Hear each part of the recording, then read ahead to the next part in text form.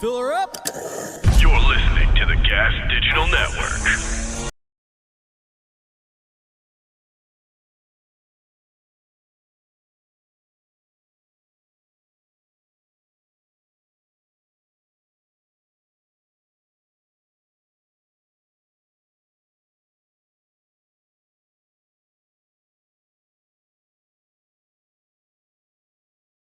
Here we are. Here we are. What's up, baby? What's going on, Mickey G? How are you today? Doing good, dog. Doing it's good. Monday. For the people in the real world, they are halfway through the hardest day of the week.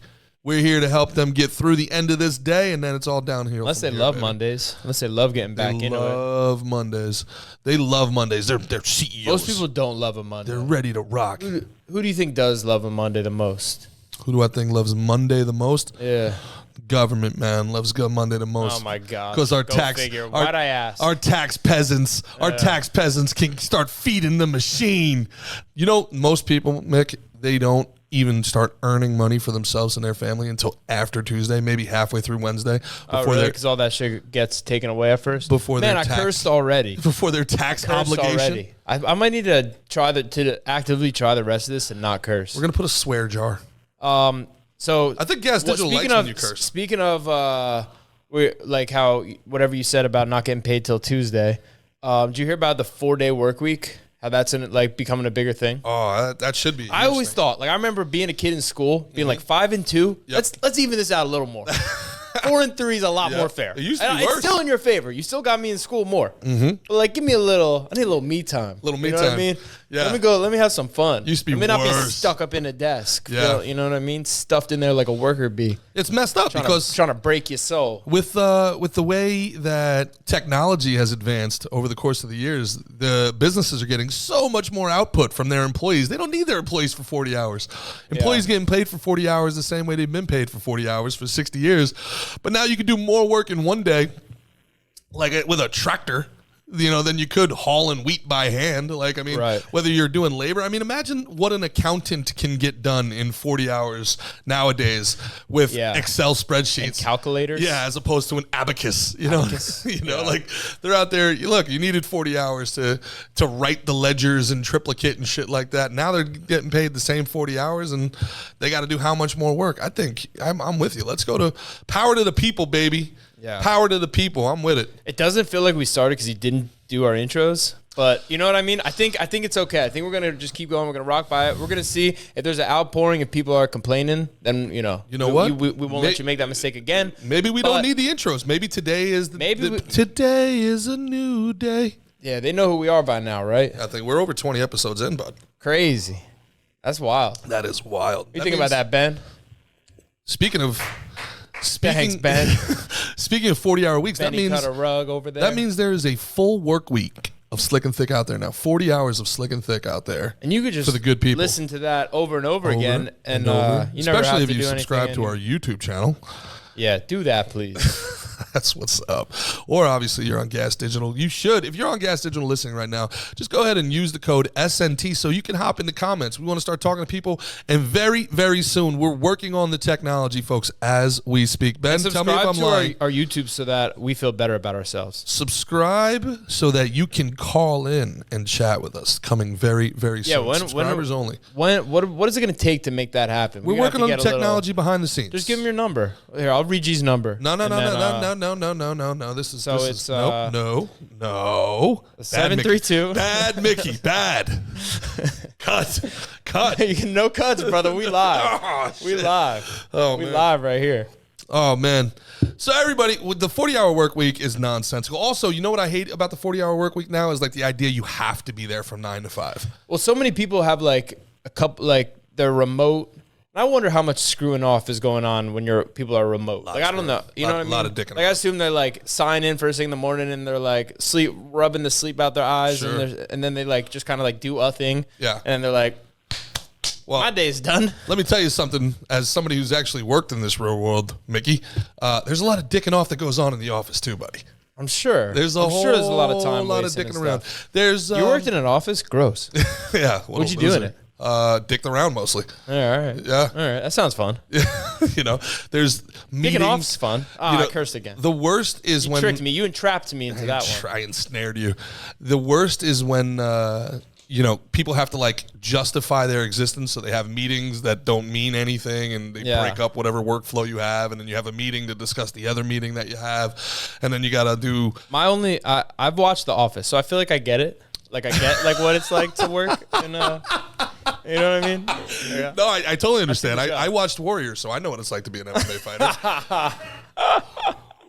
Yep. All right. I think we're good here. I think we have a good understanding. Yeah. I speaking of, man, I love that episode that we did on Friday with Scrappy and Ryan. If you guys enjoyed that episode, if you can help them out in any way possible, once again, if you missed it, it's out on our Omri. Is like it out Cops. yet or no? It's like watching Cops. Like you get that same rush and like you feel like, oh, like you know what I mean? Like I think it's like Cops. Like it's exciting. Just go watch it. And they got a couple new ones this week, and they snared another ones, and these ones actually got arrested. So shout out to those guys for I feel like the we great made that work happen. they're doing. Did we make that happen? I don't know. I don't know. Look, I don't want to take all the credit. I don't listen. People tell us all the time we're heroes. Like literally every day, people come up to me. I'm not going to say we're not. Yeah. But all we know is that in the world of good guys and bad guys, it gets tiresome. We know where we stand. You know. Yep. Yeah. Absolutely. Speaking of good guys and bad guys, we were talking Sopranos before, and for my money, best show ever made. Okay. All right. Ben, you seen Sopranos? I started it. All right. We got to watch that. You got to watch it a couple times too. It's very good. Couple treat. But we're talking about who is a good. You asked me who's a good guy on it, right? I said, who is the closest thing to a good guy in The Sopranos? Now I think I have two answers for that. Okay. I think Bobby Bacala. Hard to not say he's a good guy. Murdered people. Murdered one guy at the end. Just one guy. Everybody gets one. G. Everybody gets one. Everybody gets one. Everybody gets one. You know. And he also. Yeah, I don't know. I think Bobby Bacala is a good guy. He's as nice good as they guy. get. I think he's as good of a guy as it gets. Especially you said closest thing to. Sure, still ran drugs for Uncle June. And I think Carmine Jr., Little Carmine. Because he's a pacifist? Because he didn't want the war? No. I mean, I feel like the fact that he's like kind of an idiot. Yeah. Like kind of like, you know what I mean? It's almost like a little ignorance thing, but also like when he backs off of the war and gives it over to Phil, and he's talking about like he cares, he genuinely like loves his wife, you know what I mean? Like I don't know. I think you asked me the question. Those are my answers: Bobby Bacala and Lil Carmine. Is it possible you're? I love Tony. Like Tony, I love Paulie, I love Sil. But you can all say those guys are. It's harder to say they're good guys, and it could just be the amount of them that we see versus the amount we see of the other guys. Well, that's interesting, right? Because the more you know about anybody, the less good or bad they become. You know, and again, we've talked about this before, but like forget the fact that that's fiction in real life. When talking about like Sammy or Michael Franzese or these guys, the more time you spend around them, the more you end up liking them. They're very hard not to like, you know. Right. And then you realize like, man, these guys did some pretty unlikable shit, right? You know, but I think I've read David Chase went out of his way to make sure nobody was a good guy. He didn't want a world of black and white, good and bad. He even put a scene in. That's the thing is, I think all people have gray area. There's gray area to everyone. You know what I mean? I do think. I think there's an overall. I think there are good people out there. I don't think that there's bad people. I think there are good people. You think there's zero bad people? What do you mean? You just said. There's bad. I meant there's good people. I think there's good people who don't do bad things. I think there's more people who don't do good. I think there's more people who don't do bad things. You think it's black and white though? Like there's good people and there's bad people? No, I think it's a spectrum for sure. But I think there's a lot more good people than bad people on the spectrum. I really do. I think it's very heavily weighted. There's something called the broken windows theory. Have you ever heard of that? Yeah, Malcolm Gladwell, dog. I don't think it's Malcolm Gladwell. Well, it's in his fucking book. I think it's in his book, The Tipping Point. Somebody, Bentley or something. It's Rudy Giuliani put it in. It was some guy. Professor Brentley or some shit. Whatever. So they were fixing windows in bad neighborhoods. Correct. Because if you see a broken window, you might be drinking a soda and just toss that on the floor. Like, this place is dirty. It's garbage anyway. Mm-hmm. So whatever. And then if it's a clean looking place, you're going to be more likely to, treat it with respect and, throw your shit in the garbage. Yes and no. What is it? Okay. The theory was introduced, by the way, in 1982. Mm-hmm. James Q. Wilson. That's it, James Q. Wilson. And George L. Kelling. That's right. James Q. Wilson is the guy I was thinking of. The idea is that an overwhelming. I promise it's in Gladwell's book. I believe you, but it's not. But it's not his. But it's not his theory. So the so the broken windows. I don't like being wrong. The broken windows theory. I wasn't wrong. I just said it was in his book. Basically, that's all I said about it. I didn't say it was his theory straight up. Anyway, go ahead. Tell your version. Are you done? I just said go ahead. Tell your version. Okay. And I think I'm gonna be done now. The version that actually is real is the broken windows theory. I'm just fucking with you. I'm kidding. What in the Rocco Caffarelli is happening right now?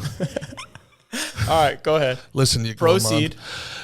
An overwhelming amount of crime is done by a very, very small percentage of people. So the broken windows theory is that if you have broken windows in an area, you have one of those bad apples, one of those bad eggs in that area. And then if you could eliminate that bad egg, you'll eliminate the entire propensity of crime. So you might see... So you're saying it's not about fixing the windows? Yeah, but the windows are indicative that bad egg is in the area. That's the kind of the concept. So like you might see 3 blocks of broken windows and be like, oh my God, this place is a war zone. But it might be one person breaking all those windows. Right. So you got to find who that one person is. That and neutralize them. Recidivist is, I believe, the word that they use. Recidivist. That's the person, and if you neutralize the recidivist, then everything falls into its place. Want to hear something crazy I read in that Gladwell book? Mm-hmm. So when they made abortion legal, I think 18 years, like to the date, crime dropped significantly. Is that right? Yeah. Look that up too, and the broken windows definition. But yeah, it like basically the parents who didn't want to. Didn't think they were able or didn't want to raise the kids, then didn't, got the abortions, didn't have to raise them. And those kids who could have been, not raised so well, weren't out there doing crime. In those harder economic environments where there's, yeah. Go ahead, Omri. Yeah, the estimate is that crime fell 20% between 1997 and 2004 because of legalized abortion. And that all in all, like up into the 90s, it dropped the crime rate by approximately 45%. 45%. That was across the U.S.? Yes, that's across the U.S. That's wild. Wild, right? That is wild, and it makes you wonder: is it better to? Well, I don't want to go. I don't know. It's such a slippery slope, yeah, and stuff too, man. It's so the idea of like bad areas, it's really very few bad people, and then those bad people tend to be able to recruit. Right, so the one bad person can make 2 bad people. 2 bad people make 4. 4 bad people make 8, and then you end up having an area that Southside Chicago, and then it's like you gotta jump on one side or the other just to survive type of a situation. That's the. Well, there's a theory for that too. What the hell is that called? Well, this is a very academic opening to our. Look at you. Yes. You know what it is? You brought the energy here with your TKO frat shirt here. I made this shirt. Yeah. No way, really? Yeah. That's dope. Right. That's pretty good. Omri, we got to get this out there. We should rerun some of these bad boys. That's merch right there. That's solid. That's pretty good. That's like Animal House MMA right there. I dig it.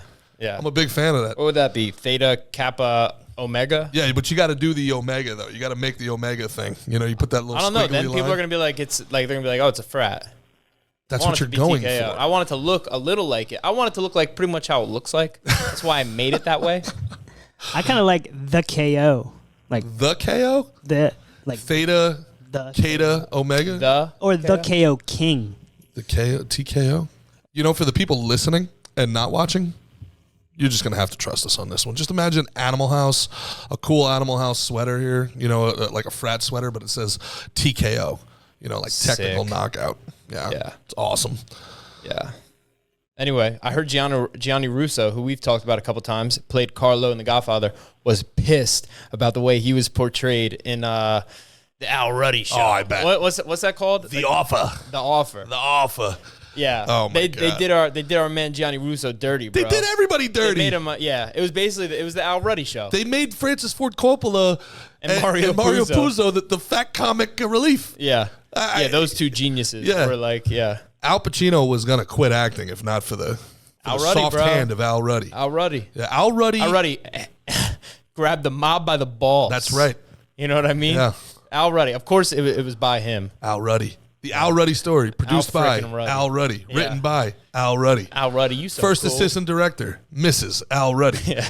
Like, I can't, the whole, I've never seen anything more self-indulgent in my life. Yeah, so I read the article, and Gianni Russo was like, I was going to sue them, but I don't feel like, dealing with like the law and dealing with all that stuff. He's like, but I need an apology. He's like, people stop me in the streets now and say, you hit a woman, you've been doing this and that. You hit Talia Shire. Him and his agent tried reaching out to Talia Shire and her agent, and they got no response. So that's not a good sign. But and they made it out like James Caan beat the living shit out of him. Like it was on a shoot. Like it was for real. Like it was like he actually beat the hell out of him. Yeah. But I mean, all it would take. I don't think that's real because I saw some of those punches. You just have to watch The Godfather.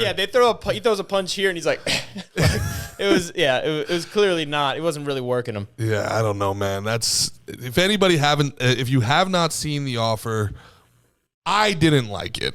I thought it was self-indulgent dribble. Very good acting job by Miles Teller, who I normally don't like. Yeah, I liked him in that. I liked him in Whiplash too. The set designs were fantastic. I thought it was incredibly well produced. It was brilliantly shot. Thank you. The story was just so fucking brutally bad. Like it's like Al Ruddy was James Bond. Yeah, exactly. He's James Bond. 00 Ruddy. And like, who's the guy that Michael Keaton played in the McDonald's movie? Roy Kraft. Oh. Is it Kraft? Not Croft. No. Croft, right? Oh, Ray Croft. Something like that. What's that movie? So anyway, it's like him. Damn. It's like Al Ruddy is somehow. It's on Netflix. That's not a bad movie. He's Jordan Belfort and Wolf of Wall Street and James Bond put together, and it's pretty much it. Speaking of Wolf of Wall Street, I got a bold statement by Gerard over here. Oh, I got a bold statement, okay. y'all. Everybody needs to settle down. Weigh in on this. Everybody weigh in on this. Stop what you're doing. Get your phone out because I'm gonna need you to Google here. Gerard says, "Yep, Jamie Presley is badder than Margot Robbie." That's right. Than Margot Robbie, who's one of the most bona fide bad bitches of this time. Now, that is not to say that Margot Robbie is not a baddie. She's bad. But a young Jamie Presley. Omri, can we pull up? Jamie Presley is bad. It's up. Poison Ivy 2.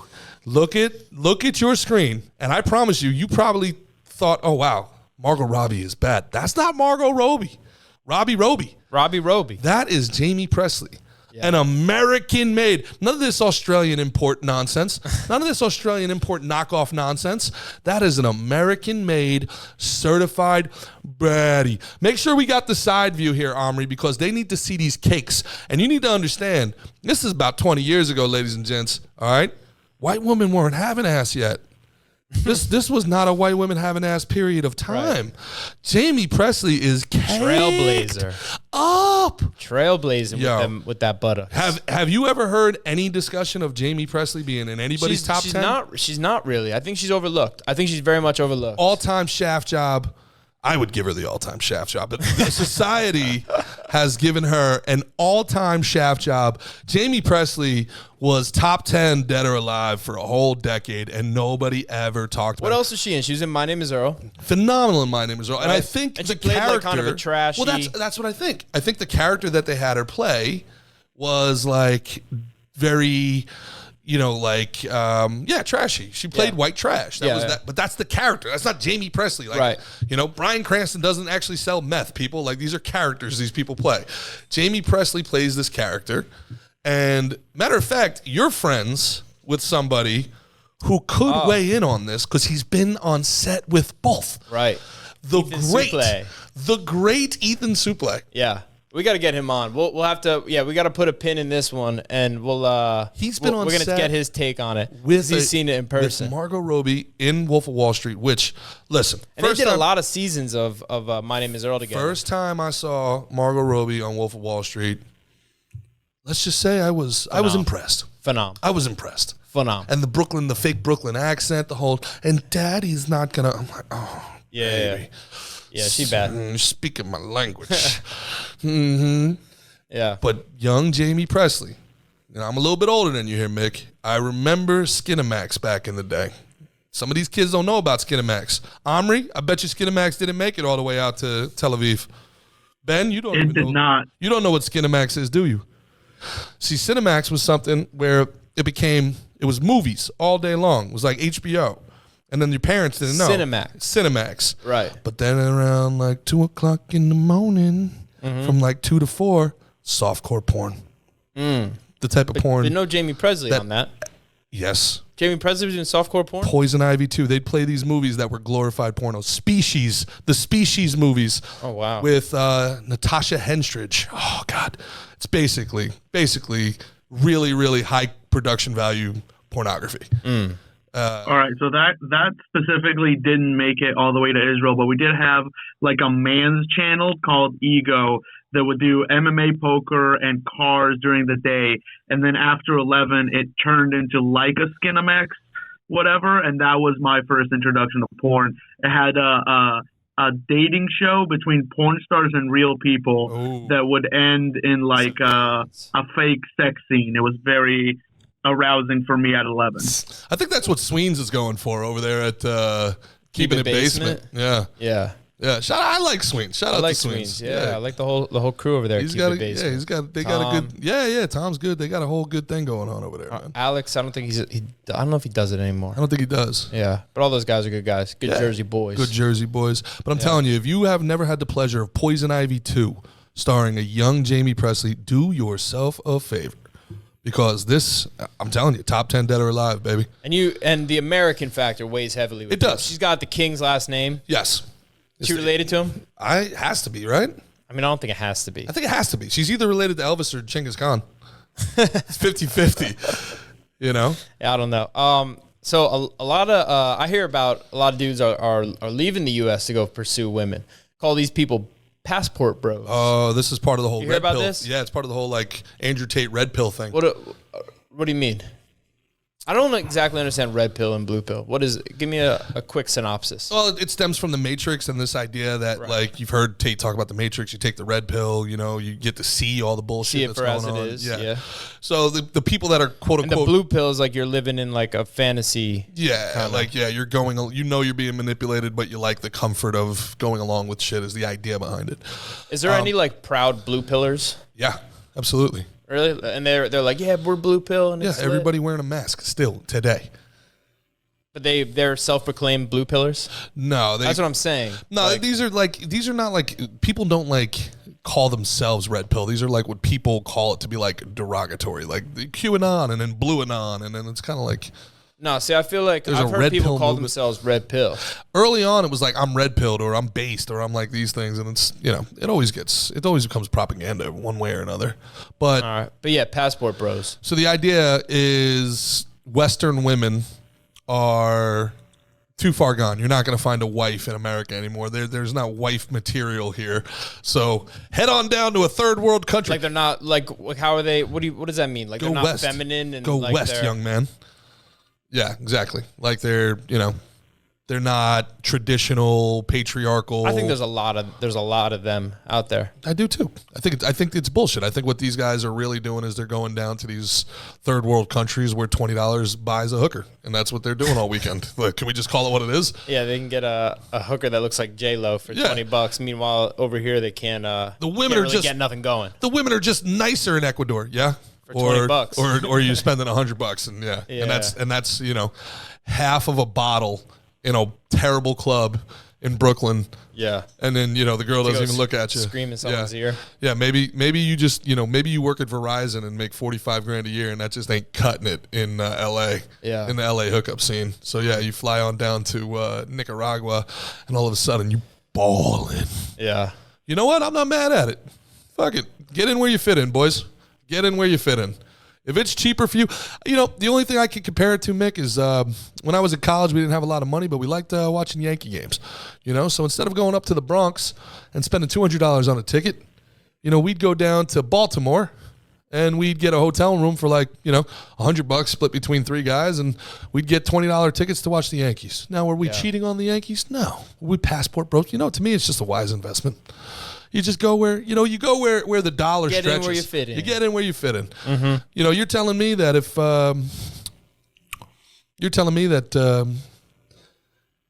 you wouldn't suggest to somebody who's having trouble up in Jersey, they're not fitting in, and he can go down to Columbia for a weekend and get some rocks off. I mean, live your life. Yeah, do whatever you want. Go get your rocks off. Right. In Columbia, probably literally. Go snort your rocks, smoke your rocks. Whatever you got to do. I don't know. Yeah, a lot of rocks down there, huh? Is it a bad thing? Like, why are they calling it passport bros like it's a bad thing? I don't know if it's a bad thing. I think that's the self-proclaimed name. All right. If they're the ones doing that, we're passport bros. We go, and they're probably, they hate women like you, so they're like, okay, I'm tired of these women over here. I'm kind of into it. I gotta be honest. I converted G. I'm kind of into it. Future passport bro. I would love to be a passport bro. It's listen. I think women are breaking the social contract. I do. I think a lot of women are breaking the social contract. We've got a handshake agreement with women. We've got a handshake agreement. Well, what is that? Huh? What is the handshake agreement? The handshake agreement with women is, or this tacit agreement. The tacit agreement, unspoken. The unspoken agreement is, I don't confront me like a man, and I won't treat you like a man. That's the tacit agreement. The tacit agreement is act like a woman, be treated like a woman. Right. Act like a come man. Out here aggressive. Act like a man, and I still have to treat you like a woman.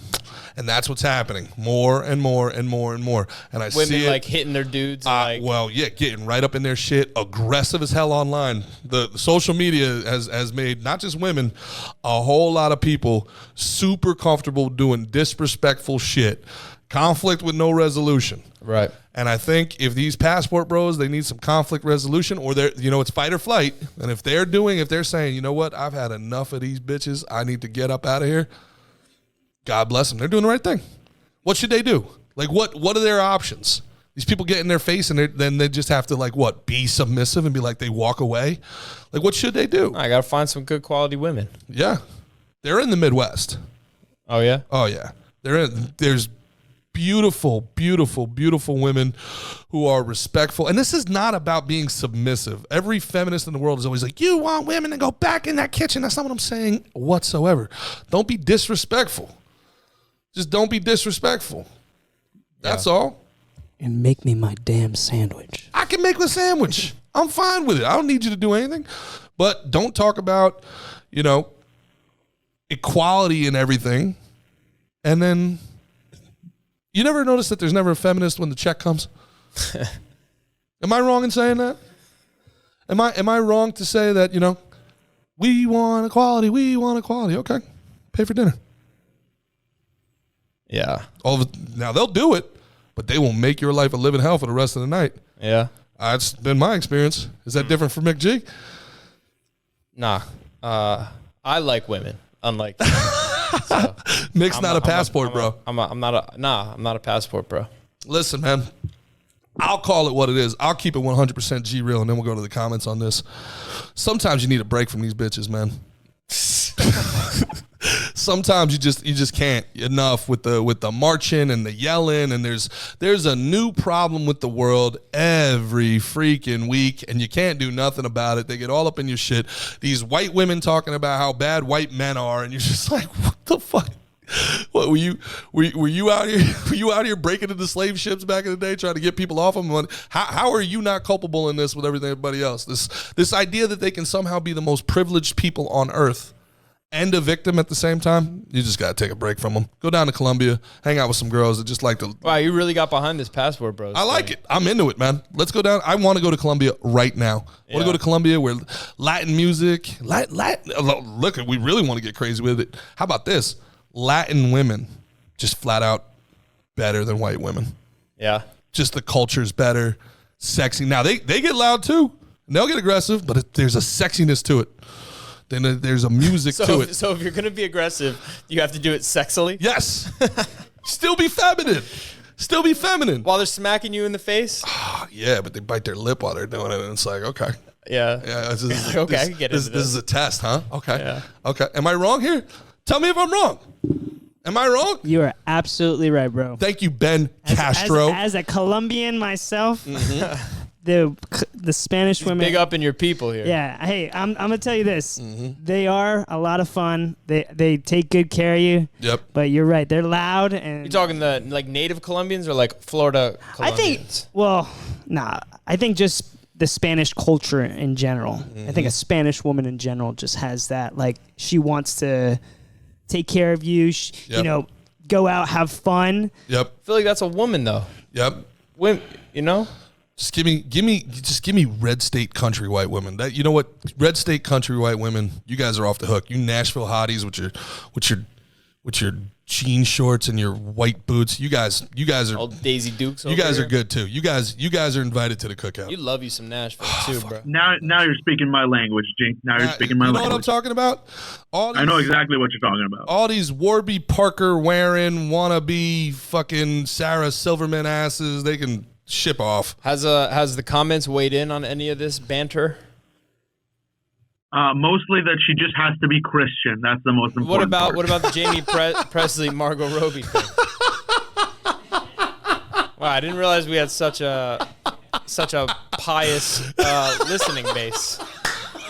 I didn't realize Gas Digital was such a religious. I gotta be real. That's not what I was going for. Interesting. Yeah. Well, she has audience, we've heard you. What about the Jamie Presley Margot Robbie thing? They calling G crazy? No, they're not calling them crazy. I'm pretty sure they're just masturbating right now. They're just appreciating the pictures. Hey, listen, folks. I'm telling you, if you are unaware, do your research. Okay, do your research. Yeah. Like Sam Harris says, do your research. You're not qualified to do your research. Just shut up and take my word for it. You don't like that guy, huh? No. What kind of fucking elitist ass statement was that? This whole idea of do your research is the new religion of the right. Incapable of doing it. Yeah. The problem is that you're not capable of doing your research. You're not. Who are you to question the elites? How educated do you have to be to do proper research? Well, in what? In what? I don't know. I mean, these guys are like Googling. They're like a PhD, speech pathologist, and they're like, you're not qualified enough to be commenting on virology, and you fucking are. Yeah. What? Like this idea that you have do you have to go to the Sorbonne? Do you have to have French culinary experience to be able to tell if it's shitty pizza or not? I've eaten enough pizza in my life to know what's good and what's bad. I'm an expert. I have my PhD in pizza. Yeah. Autodidact. I don't need the printout from a university to tell me I'm a pizza sommelier. I got this. You know what I'm saying? These elitist pricks. Huh? Pizza sommelier. I'm a pizza sommelier. Connoisseur. I'm a connoisseur of Tostino's pizza rolls. Those are good. I'm a pizza gourmand. Yeah. Do you need, it's I mean, in your world, there's this idea and there's a lot of respect. It's actually one of the things I don't like about jiu-jitsu, frankly. Not all black belts are created equal, man. There's this idea, well, he's a black belt. I mean, yeah. Right. But yeah, no, that's facts. And not everyone's created equal. You couldn't bust a grape in a fruit fight. Right. Like, just because you could probably choke a grape in a fruit fight if he's a jiu-jitsu black belt. Then. Maybe. Yeah, he's going to be better suited to than like he's not just some normal guy. That's some guy who's put a lot of years in. Yeah. But obviously, that doesn't mean that they could compete at the highest level or no. Yeah. They should feel all right walking around Boca. They should. I don't know. I've seen some brown and some blacks that are kind of belts. Yes, those specifically that are kind of they're kind of paid for. Like it's like, all right, they've been doing this for 15 years. Like we gotta belt them up. We can't have a 15-year blue belt here. And then they get in with a white belt that wrestled in high school and they can't do anything with them. Right. So that like we've talked about it before.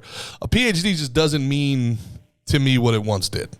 Like, you got a state school PhD, like, with all due respect, like, you just never left school. All that shows me is that you're obedient. You know how to follow assignments. Right. Show up on time. You can show that you can show up somewhere. To me, it's like a credit score. It's an education credit score. Okay, this guy pays his tuition. This guy pays his bills. Good. Congratulations. And people forget, like, they're like, oh, he's a doctor. He knows. Like, there's C student doctors. Yeah. Who, like, just got by. Totally. You know? Totally. You know, especially nowadays where, you know, there's straight up diversity quotas, and I'm not saying diversity is a bad thing. Diversity is good as long as it's organic. Organic diversity is the best thing possible. But if you're literally making a situation where somebody who's less qualified is getting opportunities, right? And now they could say, well, the qualifications are systemically skewed, blah, blah, blah. Bottom line, look, you got an engineer, you got a doctor, you want a plane mechanic, you know, give me the best guy or girl for the job, please. I don't care. You know, we don't need diversity initiatives in pilots. I mean, that's something that they're pushing constantly. Let's just all agree. We need the best pilots. Right. Regardless. Keep that bird in the sky. Let's just do that. Yeah. Whatever. Yeah. You know, the Biden administration keeps bragging about the fact it's the most diverse administration in the world. And I'm sitting here going, we're hemorrhaging money. We're just hemorrhaging. You're not making the point you think you're making. You know, it's like the place is burning down and you're like, yeah, but it was very diverse. You're not making the point you think you're making here. Let's maybe dial back on that a little bit, you know, and just, I don't know, get people good at their jobs. Yeah, sure. I mean, I'm with that. Is that a thing? That's why I love sports, and this is why it pisses me off so much when politics creep into sports, because it's like the last place on earth where qualifications matter. It's the last place on earth where you can't hide behind any fucking esoteric academic bullshit. You know, there's no fucking qualification that's going to get you in the ring with somebody that's going to help you. If you're not qualified, that's going to be a problem for you, and you're going to get exposed. You know, there's some of that in sports, and like first round draft picks get more leeway than lower round draft picks, regardless of their production and stuff like that. You know, because there's that cover your ass thing from the scouts. But eventually, I mean, hell, my Rangers love them to death. You know, they just had to trade the 9th overall pick in a draft, Vitaly Kravtsov, for nothing. Because he sucks. 9th overall pick in the draft. They traded him to Vancouver for nothing because he sucks. But you can't fake that in sports. You can't hide behind a fucking pedigree in sports. And that's what I love about it. And that's why a great example of that from yesterday is the Logan Paul or Jake Paul, whatever, Tommy Fury fight. He just lost. Yep. Yeah, did you watch it, Omri? Not all of it. I've seen a few highlights. Yeah, I saw a couple highlights. I didn't watch it either. Yeah. I mean, Zippix, G? Sure, I love Zippix. Zippix and coffee, one of my two favorite things. Yeah, man. I mean, that's... Get all them enes in you. Caffeine, nicotine. Yeah. I mean, I guess there's a little bit of that in sports, right? Like the Gracies. You have the last name Gracie, you're going to get a little more push than other people, right? I mean, that's... Sure. So maybe there is some nepotism and stuff like that. But you can't hide. Wasn't there a guy that was... Yeah, you got to go in there and fight. There was a Gracie that was in Bellator that went like 0-6 or something like that, right? Yeah, I think so. Yeah. I know what you're talking about. I don't know if it was that bad, but there's also some Gracies who are killing it. Oh, there's a lot of Gracies that are killing it. Yeah. A ton of them. You know, but obviously... Yeah, Crone and... Hoder, whatever. Yeah. Hodger, how do you say it? Hodger. Hodger, I think. That's how I say it. Why is the first R in Portuguese an H, but the second one's an R? It's a great question, buddy. I don't know. You know what we need? We need a passport to go down to Brazil to ask a couple Brazilian women about their language. Diversity is important, is what I'm saying here, guys. Right, Ben? I'm pulling up that article too. Very pro diversity. We're talking about cults and Utopia, like those type of organizations. And you sent me that article about how President Garfield's assassin. Now it says he's one of history's first incels. It's like Charles Guiteau. Yeah. People don't remember Garfield. He's like the forgotten president. Yeah. Yeah. Well, how long into his campaign or his presidency to get murked? Assassinated. Oh, I'm sorry. I'm looking at Jamie Presley. You telling me Jamie Presley isn't caked up? I mean, caked up. Yeah, she looks great. Come on. Very early on into his presidency. Okay. Yeah, I think he was gunned down in a train station in D.C. in 1881. Yeah. But now, what's an incel mean? Is an incel like someone who's like was he snuck into like to be around his circle? Like what does a incel mean? Incel's short for involuntarily celibate. Somebody I thought it meant like a spy or some shit like that. No, it's somebody. It's involuntarily celibate. Yeah, there's this thing out there, Mick, where guys aren't able to. Not everybody's a feminist, and sometimes guys aren't able to, to find a passport or $20, so they got to go through this world getting no punani, and that turns them very violent. Apparently, they should start if that's the case, they should start an organization to get these guys laid. An organization to get these guys, federal organization to stop incels? Maybe you mix up like a female incel with a male incel. And, little government matchmaking? Yeah. Well, I think it's got to be like harder for, guys to get laid than girls. Because I think like a girl could just like walk up through an apartment building, knock on the door and want to have sex. And like, probably like one of the first three guys would be like, oh, okay. Regardless of how conventionally unattractive they may be. Right. Within the first three, a guy's going to look around and be like, am I going to see this? Yeah. And I feel like if I went and started knocking on doors, they'd be like, what? No, like, get out of here. Like, you know what I mean? Like, it's like in the woman has to be more. A woman could just lay out on a table here in a bikini and she's going to be propositioned. Yeah. For sure. That's why guys are studs who have a lot of partners and girls are sluts. Oh, you're doing the. I you're think doing so. a key that can open many locks is useful, but a lock that gets opened by many keys is not. Yeah. I've never heard it put that way, but yes. Yeah. Huh? That was really good way. That was great. Solid. Well, you guys should come to my incel meetings. Your incel meeting? You guys should come to my red pill. I don't know why I thought incel meant you guys should come to my like a spy or something. My red pill. All right, so this guy, passport meetings. He was living out in a free love society. Okay. And he was getting frustrated and apparently it says like he didn't like to work. And he would just kind of sit around and be like, goofy. He didn't like to work, he couldn't get laid, and he wanted to kill politicians. Am I this guy? He eventually said, he's like, if I'm not going to be remembered for something good, I want to be remembered for doing something bad. You're kidding me. I'm dead ass. This is the email I just sent to Netflix. I was like, if you guys don't get my special, I'm going to get a series. You guys either book me for a special or I promise you're going to want my miniseries. So, I vibe with this guy. I'd like to buy this guy a plane ticket to... He was hanged. Oh, he was hung? I think you say hanged. Well... If he was hung, he probably wouldn't have had so many problems. Oh, speaking of that, speaking of being hung and stuff, do you hear they said like that the average dick size is getting bigger? I have seen that. I'm not surprised by this. Okay. Wouldn't a bigger dick be easier to impregnate and pass that along? Sure. I don't know if that's how that works, but I'm pretty sure that is. Like if a little dick wouldn't be able to reach where it has to go. Well, I just think people are getting bigger in general. We're getting bigger, so it makes sense. It would actually be very alarming if everything was getting bigger except the genitalia. Now, I feel like you're projecting a little bit. Does that mean that women's vaginas are also getting bigger? I don't know. I guess we gotta do a study on that. We'll also do the study. I'm here for society, guys. I'm just here to help. Hop on that. You'll take this one over. I'll hop on that. Yeah, but in Columbia, not Brooklyn. No. No need to study Brooklyn. Yeah. Yeah. I found that article interesting.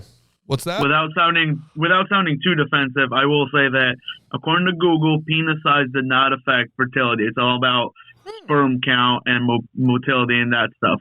So you can be a small dick stud with a lot of kids paying alimony. All right. There we go. Oh, there you go. Good My news. amateur science didn't pay off this time. Well, hey, but it's that's a good line with the ladies. Be like, have you heard? Things are getting bigger around here. It was a study. It was a study of one. They're like, oh, really? Everybody? What was the sample? It was a sample size of one. I'll see you later. Yeah. Oh wow. So it's everybody, huh? Wow. Yeah. I don't know about that. The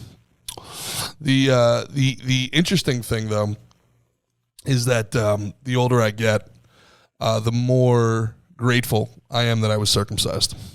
For sure. It's kind of gross, that little, yeah. Well, now, why is that? Well, I actually dated a girl who preferred uncut to cut. I was like, really? See you later. Yeah. I was like, you're gross. you like the casing on the sausage? What's going on here? I just, it's tidier. It's tidier. It's nice to look down there. You know what I heard? I heard that. Happy Monday, by the way, for everybody listening in their office. Yeah, talking about dicks over here. I heard that. So when it's not circumcised, that it the sheath protects it, and it makes the head more sensitive. It's like a Harry Potter cloak. It's a defense cloak. Yeah, it makes it more like more. So you imagine how long you last if that was the case. G, you'd be more sensitive. More sensitive because it's protected. Instead, our circumcised pieces are knocking around our underwear and our jeans and our I'm our here shorts for a all good the time. Not a long time. Hey man, it's hard enough as it is. You gotta have a plan. You gotta have a plan, guys, when you're going in there. You can't just stroke away. You fail to prepare, you prepare to fail. You gotta know the signs, all right? Once the kettle starts to boil, you gotta have a plan here. I'm big on tapping in. It's like a tag team match. You tag a friend in?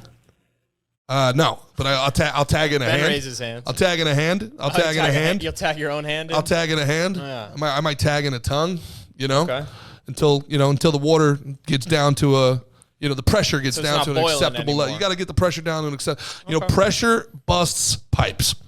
Pressure busts pipes. Right. You gotta have some valves here. Okay. Because it can't just be about you. Right. I love pressure women. As everybody pipes. knows, I love women. I'm a feminist. And You're a feminist now. You can't be a selfish lover. If I'm going to take the time to go all the way to Colombia, I'm not going to have any recidivism. Yeah, you're not going to have retention. You're going to have no riz. That's right. You're going to have no riz. And everybody knows, Business 101, it's 10 times more expensive to acquire new clients. Everybody knows this. You got to do what you can to keep the people satisfied. You need return customers. So speaking of pressure busting pipes, what do you know about semen retention? This is a gross episode. Yeah, I know. Gross I don't like episode it either. here. Gross. What do I know? What do I know about semen retention? So does that mean being abstinent and not brought to having you by sex? Zippix. Or is that you're supposed to hold it in when it's supposed to come? Because I heard about that. So the question was, what do I know about semen retention? Yeah, remarkably little. All right, what have you read about it? No, even less. Really? Yeah. Yeah, I saw some article about it, and I know there's a thing semen with so is this this is the red pill thing where you're supposed to not masturbate, you're supposed to hold on to your seed. So I'm pretty sure I heard Kevin Gates talking about it, where he will have sex but then will he's retain. A big gangster. And I don't know if that means that he when you get to the all the way to that point, and then you just you gotta do a Kegel or something and really? and hold it up. I don't know. And if he says it, that would be painful. If he says it, I believe him, because all his diamonds shine because they're really diamonds. Kevin Gates, everybody's born favorite. That's right. People tend to say he's Michael Jackson reincarnated. He said that. But people say it. Everybody says the Michael Jackson reincarnated. Yeah, man. I don't know who, but they say it. In the article, it says you can learn how to orgasm without ejaculating. So I'm saying that seems like you're gonna clog a pipe. Yeah, I got to tell you, I have no need. That seems like something's gonna break. I have no need for any of this. If anything, I've retained too much semen in my life. I need to learn more about semen expulsion. I need to I gotta You backed up, kid. You gotta empty the bag from time to time. You're not just. Are you one of those kids where you just carried around every book in your backpack, or did you actually use the locker and take books out from time to time, where you just dragging your backpack along super full all the time? Well, so that's what I was saying. We've talked about how that was a myth for fighters. You want it women make the legs weak. Women weaken legs, Mick. Right? Rock. Yeah. Yeah. Yeah. So. But also, it's been proven that it's not the exact case. opposite. It's the opposite. It's actually the exact opposite. They've actually proven that like those hoochie mamas, the Instagram lifters who like, they'll be half naked, stripping, doing hip thrusts and squats and Romanian deadlifts all day in the gym. If you stare at them, your testosterone levels will raise, and you can by just looking at chicks. Yes, and you can actually outperform. It's a good way to get a second wind in the gym, and it's a good way to outperform your max reps. But this is different than having sex. This is something different. No, You're but just saying that you can raise your testosterone by like admiring chicks. Yeah, it's arousal. The arousal level gets the blood flowing, gets your testosterone up. You can. But wouldn't it run the blood there and not to? How does the blood get there? It pumps throughout your whole body. It's not just one place, bro. Not just one place. Your heart gets moving. Pow, pow, pow, pow, pow. Yeah, testosterone, oxygen, all good stuff. Ready to rock and roll. Got some CoQ10 in you, little L-arginine. Go hit that 1 rep max, king. Fucking look at them butt cheeks. What do I keep telling you, Ben? What's the key to a happy life? Lift heavy, fuck often. Key to a happy life. It's not the key to a long life. Key to a happy life. Right? Key to a long life, eat fish sticks like this motherfucker over here and walk 55 goddamn miles a day. Well, you don't eat fish sticks. You eat garbage fucking tuna out of the can and cabbage and shit. And you walk 50 goddamn hours a day. And, he's going to live forever. But who wants to live like this? Who wants to live like this? Yeah, we all know Mick is an incel, right? Yes, absolutely. That's why he's a feminist. Speaking of living forever and stuff. So I got that's called 2 a pivot, times. ladies and 2 gentlemen. times I got commented about like how I just had surgery, and like it'd be like older people being like, "You had surgery already?" Wow. Right. And like for a second, it made me like think. I was like, wait, like, but so many people that I know that do what I do, yeah, we get surgery early. Yep. You know what I mean? Yep. It's like a necessary. It's not. It's charge that shit to the game. Like that's a part of it. You're gonna, you know what I mean? You're gonna rev it hard and go hard all the time. Sure. You're gonna get some like little boo boos along the way. People that have never been in a high level athletic situation just don't understand. They don't get it. But that's okay. I mean, that's why people admire champions. If it was easy, nobody would give a shit. Yeah. That's why at the end of 30 years at the job at the warehouse line, you get a fucking gold watch and a goodbye. Because it's hard. It's a different type of hard, but it's the type of hard everybody can do. Your hard is a different type. Which in context of the rest of this episode is probably something I should have said differently. Fuck yeah.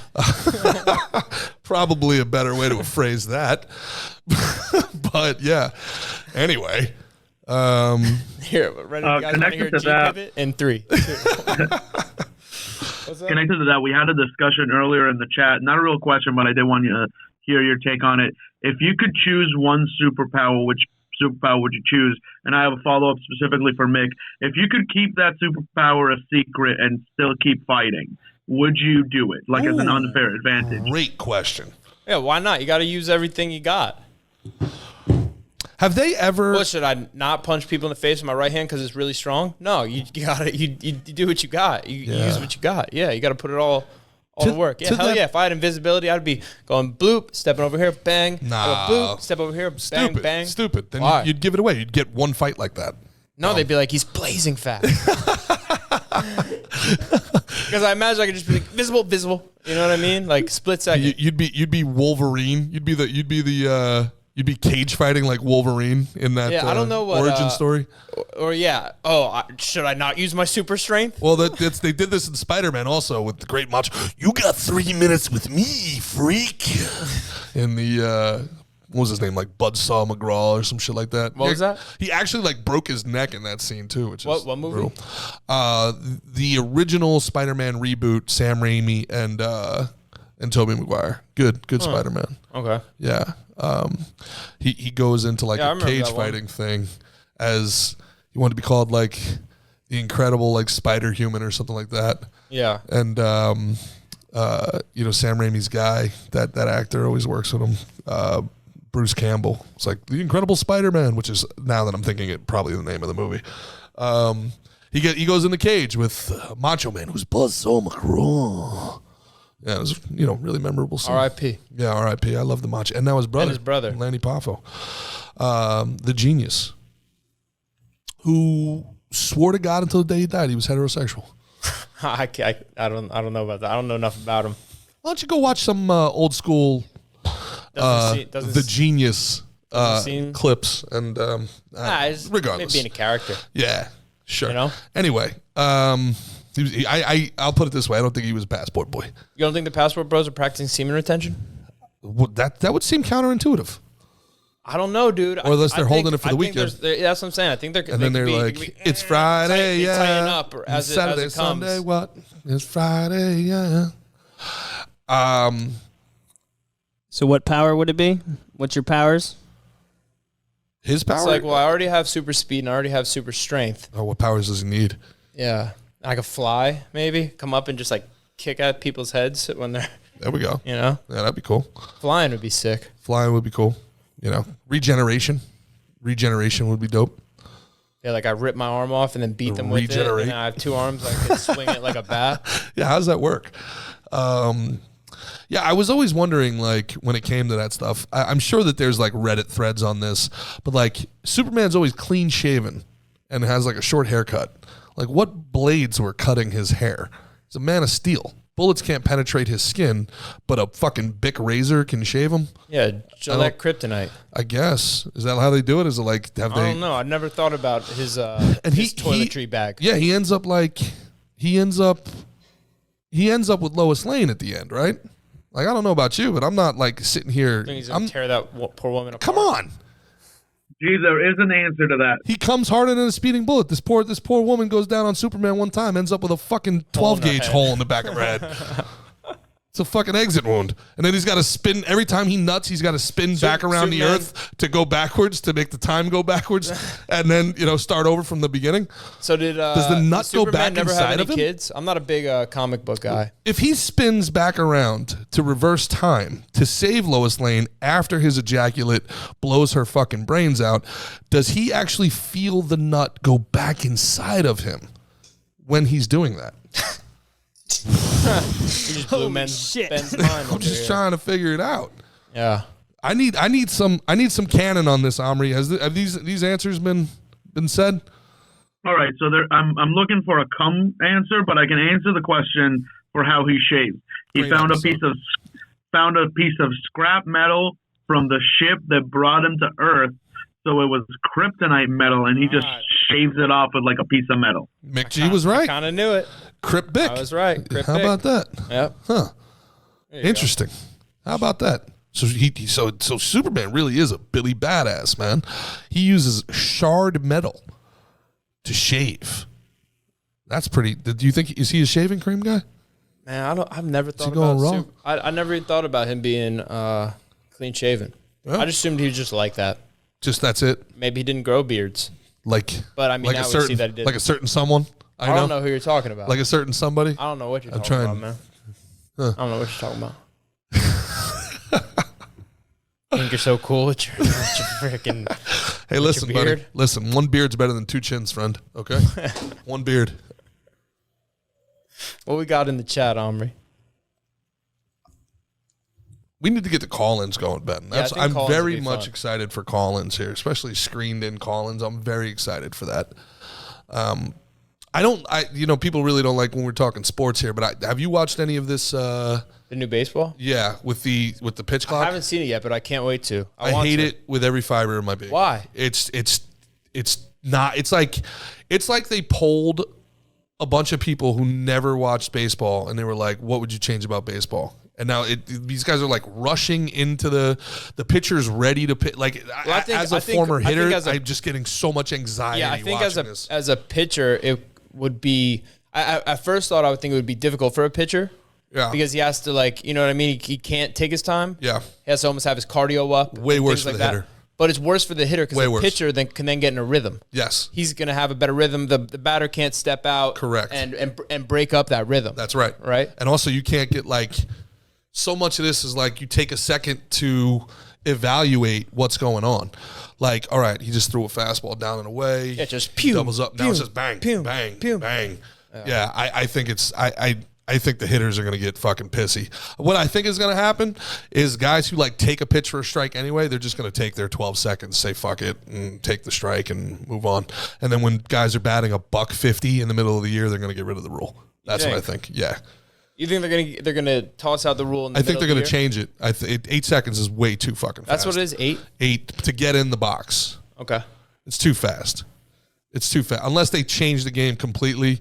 Yeah, I got to check it out. How are you gonna get signs research from the third base coach? Yeah. Unless they put headsets and they're gonna go like football, you're gonna have instead of pitching coaches and hitting coaches, you're gonna have offensive and defensive coordinators. Do you like when they up the technology usage and stuff like that in sports? I do to a certain extent. But I don't like when the sport loses its essence. I don't like they're doing. It's a different sport right now. Right. Like the brilliance of baseball is the strategy and the interplay. And I get that people that aren't huge baseball fans don't get that, but that is a problem for Major League Baseball to help analyze that and bring people into that mind game and let people see the chess match. Small ball. Yeah, like let them understand what's going on. Like I'd love to see the hitter mic'd up and like just mumbling to himself. He's like, all right, fastball away. All right, sit inside. Like, you know what I'm saying? And like that would be interesting. Like that. So now then, when the guy throws a breaking ball in a fastball count, and the pitcher's like, you fucking got me. Like that. Like people that have played the game. That's probably the issue is the swear words. Why it's not being. It can't be aired like that. So hey, listen. Guys at Gas Digital, this is your way to compete with John Boy Media right here. John Boy has made a fucking fortune. What is that? John Boy was just this baseball fan who found a loophole that the online digital rights for highlights to baseball games were like $25. So he just bought the rights to these highlights, and then he did his own online fucking voiceover. Yeah, and he would like explain what's going on in the situation, and he does a great job. He's very interesting, John Boy. And now he's got an enterprise, John Boy Media, that's like blowing up. No free shout outs. John Boy Media is doing incredible things. And what he did is... When you always say no free shout outs, John Boy not paying us. Yeah. So you're just like... I'm making fun of the fact that I'm giving him a free shout out. Oh, okay. Yeah. All right. Got it. Noted. We've got a question from the chat. This is coming from Tease, and then I got a follow-up from Wrecking It. Hold on, Omri. Speaking of no free shout-outs, Omri, you just sent us an email, and I'm going to read it. For Ruby's Flowers. Ruby's Flowers is a new hemp company started by hemp growers that grows and sells hemp derived from THC products. Their goal as a company is to provide the highest quality, most affordable hemp derived from products that can still get you high legally. Their 2 flagship products are their high THC hemp flower and Delta 9 THC gummies. Big fan of those gummies, I know, Mick. Hell no. Their high THC those things hemp mess flower. you up. Yeah, I can never get the dosage right. I can never, I either feel nothing or I am useless for hours. Yeah, if you take too much edibles, your day's going to be a wash. Yeah. But I bet these guys got But that doesn't happen with Ruby's Flowers because Ruby's Flowers is the perfect one for you. They have 3% Delta 9 THC, high amounts of THCA. You can choose your... Well, I wouldn't say pick your poison. That's not right. But you can choose. Well, see, look, if what you want. They got 100 milligram. Yep. You need to chop that up into like tenths. Yes, and give yourself some 10. time. Less than 10. Give yourself some time. I'd say if you're messing around with that stuff, there's some people who are crazy. I know can do like 400 milligrams. And like be out and about. Well, for those people, if I do 25 on an empty stomach, I'm like, I gotta stay inside. Well, for those people, and not only that, but I'm holding on to the floor for dear life. Yeah. Those people should go to www.rubiesflowerswi.com. That's www.rubiesflowerswi.com to purchase an eighth of high THC hemp for only $35 or 100 milligrams of Delta 9 THC for only $20. Now, hemp and THC, that's good for you. Absolutely. That's good stuff. Yeah, go to rubiesflowerswi.com and tell them Slick and Thick sent you. Yeah. Now to the comments. All right, yeah. So right off the bat, I just want to say that I am those people. I have had a 425 milligram edible about a month ago. It did not really hit me, so I will try those things. Wow. Yes, my tolerance is insane. But we have some questions from the crowd. First question from Keys, and then a follow-up from Wrecking It. Which sport do you think is best played naked? And then the follow-up is, Mickey, would you fight naked in the UFC, or what would it take? for you to fight naked in the UFC? Great question. They got to pay him extra to keep his clothes on. What are you talking about? Great question. Here's the thing. I would not want to fight without a cup on. Ooh. Like you see people get hit in the nuts with their cup on and they're down and people are like messed up. Look, there's been times when I've practiced without a cup on. Most guys don't practice with a cup on, right? And I don't know how they do it. I don't feel like I don't want to get in a wide stance. I start wanting to like close off my center. Yep. You know what I mean? I remember one time I was in practice and I got hit in the nuts, no cup. It's like, damn, like, all right, I recovered. I go right back in there, hitting the nuts right again. Same guy, Alec Hubin, my man, whacked me twice, bro.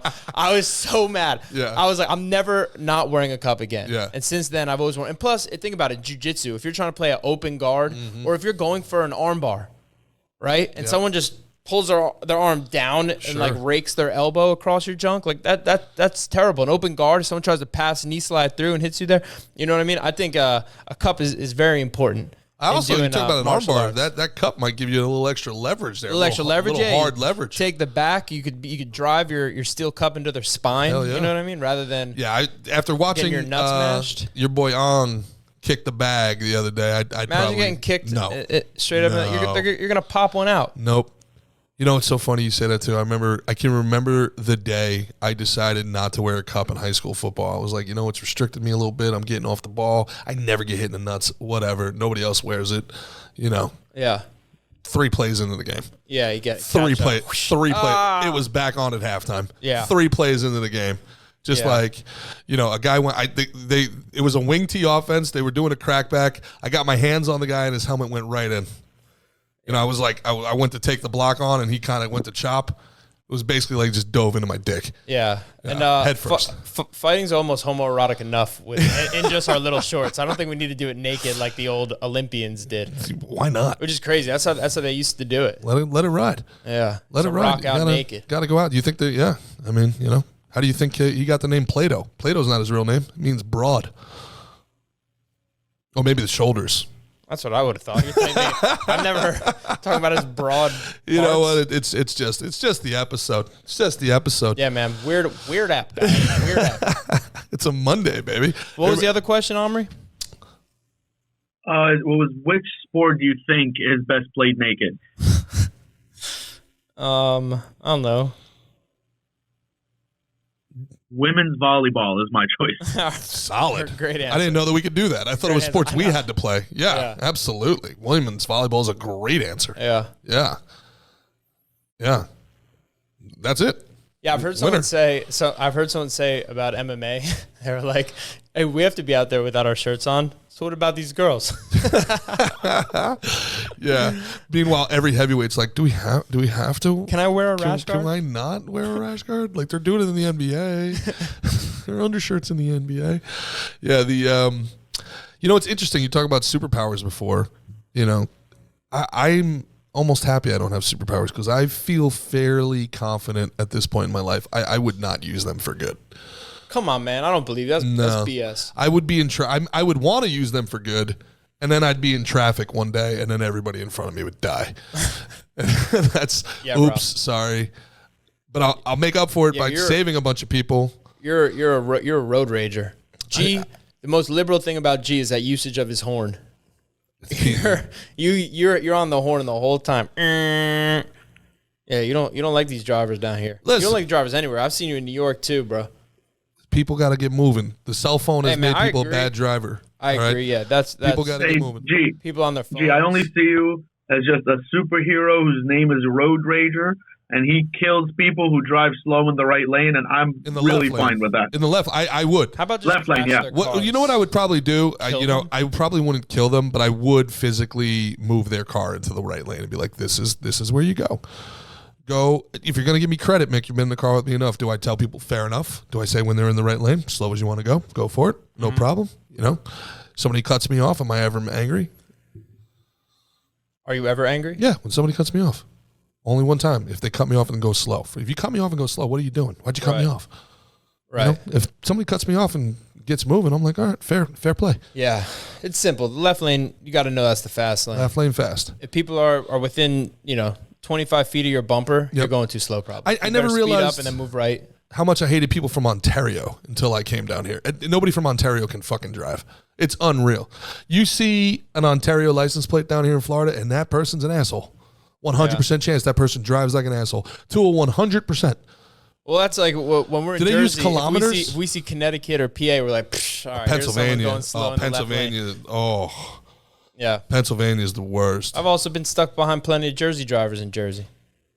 I don't know, man. Dudes go 120 in a 55 on the Parkway. PA is a little tougher. Yeah. They're pretty bad. If I had a superpower, do you think you get the superpower that's like most like your personality? Is that like how this works? Is this like, are we doing The Boys where like you take the V and then the next thing you know, you either die or your personality is magnified into a superpower? So I'd probably end up like something gross like animal, or like, like I'd end up with like, I'd end up looking like Baraka and fucking animal. Yeah, I'd be what was his name? The Beast. Pigman. I'd be Beast from X-Men. I'd be the smart guy who's a fucking animal, and he's also blue and hairy, and like, what the fuck? Mickey would end up looking like goddamn Superman. He takes this thing. He gets Captain America, which by the way is just a fucking 9-hour advertisement for steroids. If you really think about Captain America, it's just like, hey kid, you're not enough. Take that injection. They just juiced him up. They just juiced him up, and his whole fucking dreams came true. This is like a commercial for how to make fucking the major leagues in the 1980s. That's fucking all Captain America's. Hey son. Yeah. You wanna be great? Do I got something you're gonna like? Yeah, it's so yeah. I'd probably be like the fucking Thing, the guy who turns into like the fucking. Well, it was the Thing, right? Who was Michael Chiklis and Yeah, I think he was the Thing. Yeah, that's the Thing. You're from Fantastic Four, yeah. Yeah, can you imagine? I get a superpower and I'm just like, sweet metabolism. They're like Pigman. Opposite. Yeah, Pigman. Yeah. Can you imagine? I gotta tell you, if that happens, you're like, I'll go back to before. That's my supervillain story arc. I'm like, okay. I wanted to be good. I wanted to be a superhero. I wanted to. You made me Pigman. You made me fucking Pigman. Now I'm taking my passport to Colombia, and I'm doing awful Pigman things. What are you doing there? Pigman things. Be in my room doing Pigman things. Is that the name of the special you pitched Netflix in that email? Pigman things? Awful Pigman things. Awful Pigman things. Yeah. Shoot. Yep. That's funny. That'll be the miniseries for sure. Yeah. That's actually a great miniseries about it's basically the Joker, right? Like, I just wanted to be on Netflix and they wouldn't do it, so I had to kill everybody and eat them because you have to have some pizzazz in your murder to get on Netflix. Yeah, that was what that guy did. He was like, none of these women love me. I came here. Mm-hmm. You know what I mean? I'm living on this. It's supposed to be a utopian free love place. No one's giving me any. Mm-hmm. I'm taking out the president. Well, that's the same thing with the dude that tried to kill Reagan. He was trying to get Jodie Lee Foster's attention. Was that John Hinckley? John Hinckley. Yeah, he was like, this will make Jodie Lee Foster notice me. Turns out, barking up the wrong tree, buddy. Jodie Lee. She was also 14. She was 14. How old was he? 20-something. Let me find that out. Scrappy and Ryan at this dude, man. Yikes. Believable. Yeah. Yeah, I don't know, man. It's a different time. Yeah. There were songs back in the day like She's Sweet, 17, right? Like, yeah. I mean, hey, little sister, what have you done? I mean, this is not that long ago. Yeah. This is not. He was 25. Yeah. It's a nice day for a white wedding. Yeah. I mean, Bruce Springsteen, the boss. Hey, little girl, is your daddy home? Did he go and leave you all alone? Ooh, I got a bad desire. Does he specify age there? It's not like you're 40. I'm on fire. Hey, little girl, is your daddy home? Did he go and leave you all alone? She might just, yeah. She might I got a bad desire. She might just still live with her folks. She might be 18. She might be 20, 22 getting out of college on summer break. Tell me now, baby, is he good to you? Does he do to you the things that I do? Oh. Well, I would hope you set my soul on is daddy fire. Meaning father, or is that like her man? Oh, boy. I don't know. Don't be coming at the boss like this, bro. I'm just Jersey saying. royalty right there. Cut this part out. Cut this all out. It's a catchy tune. Yeah. But those lyrics are, what would the left say? Problematic. Those lyrics are problematic. Yeah. Yeah. But your defense of it is noble. Yeah, thanks. You know what I mean? I assume the best. Yeah.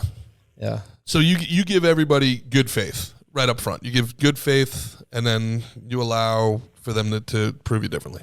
Yes. Okay.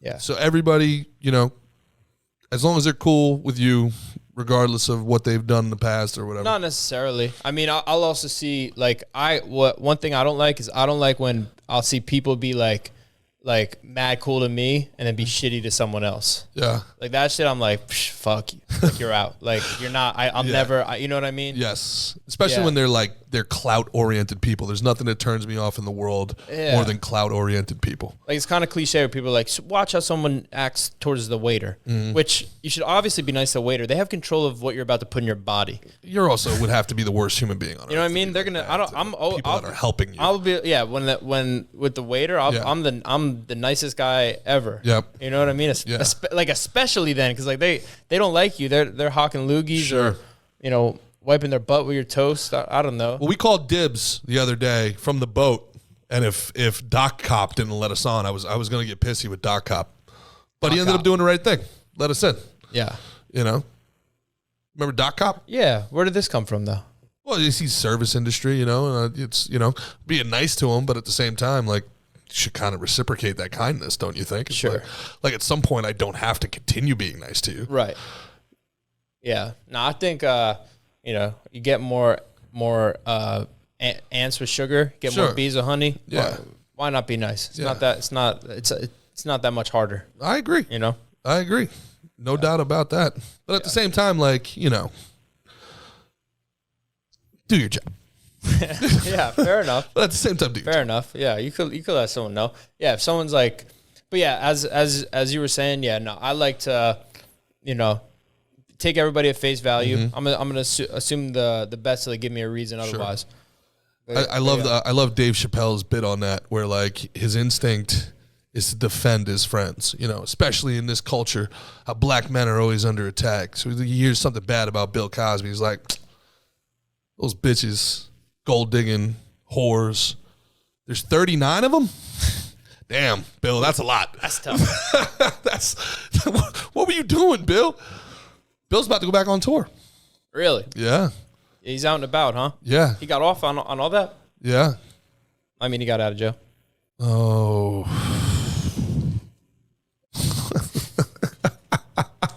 He was freed. I have a very interesting comment. A friend of mine, Elizabeth Duffy, who has a new podcast. I should give her a shout out. She's awesome. But I forget the name of the podcast. But anyway, no free shout outs guy. So you should look up Duffy because she's awesome anyway. But and I don't believe that no free shout outs either. Just be showing love. Why not? Okay. Fair enough. Go ahead, shout them all out. Yeah. So as I enjoy this delicious Zippix here, I will tell you about Duffy has a very interesting theory that she shared with me about. She thinks rape and pillaging is bullshit. She doesn't think that like warriors in past times were these like crazy rapists like they're portrayed post battle. She doesn't think so. No, she doesn't think so. She's like, what do you think? Human hearts were so dark back then that they would see, all this death and destruction, and she broke it down in very interesting ways. She was like, I'd be interested to hear. You think that they're that they just fought a battle and then they have the strength and energy to go subdue an unwilling participant, and like, I'm like, I don't know if it happens right after. Yeah, it might take a quick 5. I think you probably take a prisoner. And 2 days after you're marching them, you're like, hey, shawty, you looking kind of thick. What's popping? Yeah. And I don't know, man. I do think maybe they gave him the opportunity for consent. Do think there's a lot of it was different time, and I think people acted more like kind of, animalistic, like the Christopher Columbus thing where we celebrated him for so long, but now it's like people look at him and like it'd be crimes against humanity what he like the things he did. 100%. Yeah. I don't know. It was an interesting thought. I think exercise, I disagreed with her. But I think we know more now about like what's right and what's wrong. I think it seems pretty obvious that like rape is like terrible. Yes. But I think that was like, at that time, at least from what I've read, is that was like the spoils of victory. You know? Like, look, ask Genghis Khan if that stuff didn't happen. Why is 5 or 8% of all people related to him? Yeah. If you take into account statutory rape, I mean, these girls were getting married off at 12, 13 years old. Exactly. Again, different times. That was something that was popular that happened then. Now that's so, it's grotesque. It's illegal. Yeah. Yeah, I just think it's different times, man. I think, it's hard to... Well, people were living to 35, 36 years old. It's hard to judge people of yesterday on today's, or I guess more yesteryear, like way, 100, 1,000 years ago, based on today's morality. So that's and different things like... That's a logical fallacy called presentism. It's when people do that, when they apply today's morality to a situation that was, 500 years ago, 600 years ago. Yeah. It's a logical fallacy known as presentism, but it's prevalent. Everybody's looking through that lens, without any, scope or nuance. Tearing down statues and stuff like that.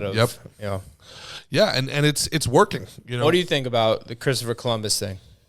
I think it's very important to be honest in what happened. And this is where this is the idea behind critical race theory.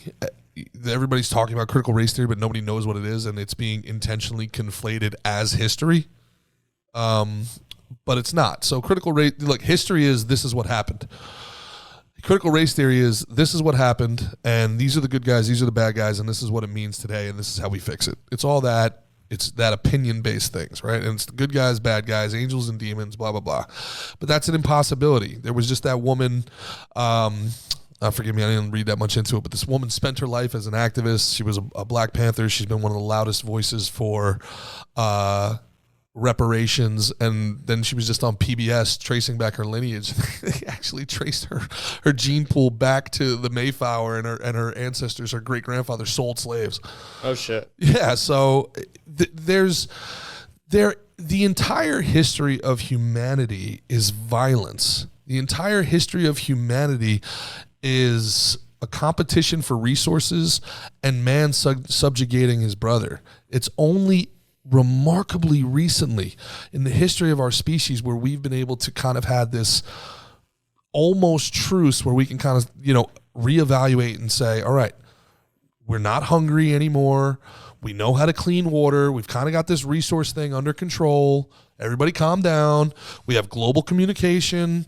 We've got camera phones. Like, there's no more Vikings. There's none of that shit. All right, let's everybody calm down. Yeah. And let's reevaluate the situation. We're on the front lines of that. This has never been done before in the history of our species. So we're kind of figuring out how this all works, right? And some of them are taking it to an advantage. They're weaponizing empathy. They're trying to change history because it's expeditious. It's beneficial to them. Weaponizing empathy. Yes, I like that. That's what's happened. Yeah. No, it's well said. That's what I mean. And the over the last 2 years, I think what's turned me off so much about kind of activists and this corporate activism, and I absolutely love the conspiracy theory that this stems from Occupy Wall Street. I love that. And this idea that Occupy Wall Street, where whether you were black, white, gay, straight, everybody got together to say these banks are fucking us and this is not right. And the politicians are letting it happen because they're bought. And the Tea Party, Occupy Wall Street, all these things came together in this great populist moment where socialist and libertarian, all these differing ideologies were all together. And they were directed at the actual target. These corporations own the politicians, and they own the media, and they're actively working to fuck all of us. And what as the conspiracy theory goes, our government, the deep state, whatever you want to call it, the eternal state, or the global elites. Sure, as Tulsi Gabbard calls them, permanent Washington, people that work there for 30 years, you're right? They got together with those rich people. And rich people were like, this is not good. This is not good. This is bad. And if it's bad for us, it's bad for you. The checks are going to stop, right? And they said, all right, I know what to do here. We got to rip them apart. Black versus white, gay versus straight, man versus woman. Turn up the heat on all of them. Divisive. Divide them. Yeah. Because if they're pointing their arrows at each other, they're not pointing them at you. And then they doubled down. It worked so well that now who's more woke than corporate America? Yeah. They're the wokest people. It's the who's shaking the jar. The red ants and the black ants. They'll all cohabitate. And then you start shaking the jar. All the red ants fight the black ants fight the red ants, are ripping each other to shreds. Perfect. Exactly. Who's shaking the jar? CIA, permanent Washington, the lobbyists, bank cartels, global elites. Yeah. Bank cartels? Banking cartels for sure. What's a bank cartel? We don't have enough time. I've already talked for 6.5 minutes. We got you got a governor now? Yeah, fractional reserve banking. It's hilarious to me that Alexander Hamilton has become this, hero of the marginalized. It's like the one good founding father is the fucking worst founding father by far. Hamilton's the worst. Oh, by far. By far. He participated in a duel. Yeah. That's kind of cool. And he lost it. Yeah. Rightfully so. Yeah, Hamilton. I think we talked about this before, but this is the thing. He was all the other about, guy being dishonorable by actually shooting him? Wasn't he supposed to shoot over his head? I don't think so. Hamilton deserved to go. He deserved it. So what was what did he do? He did something with the banks. Yeah, he's the father of central banking in America. Okay. Nobody has done more to keep the lower class low in the history of this country than Alexander Hamilton. Alexander Hamilton was the father of classism. Anybody that understands the way government works, But that's the beauty of socialism is really, really rich kids can convince really, really poor people that the enemy is the middle class. That's really? Yeah, and that's what that does is it increases the power of the state. Increases the power of the state. Wait till they get rid of cash, Mick. Wait till they get rid of cash. There's already stores that don't take cash. Wait till they get rid of cash. And then you tweet the wrong thing and you go to fucking buy groceries and your credit card is declined and you got a 14-day wait because you said things that are no-nos by the state. Yeah. You made no mouth noises. You made no thumber. You made no thumb movements. Thumb movements, yeah. Yeah.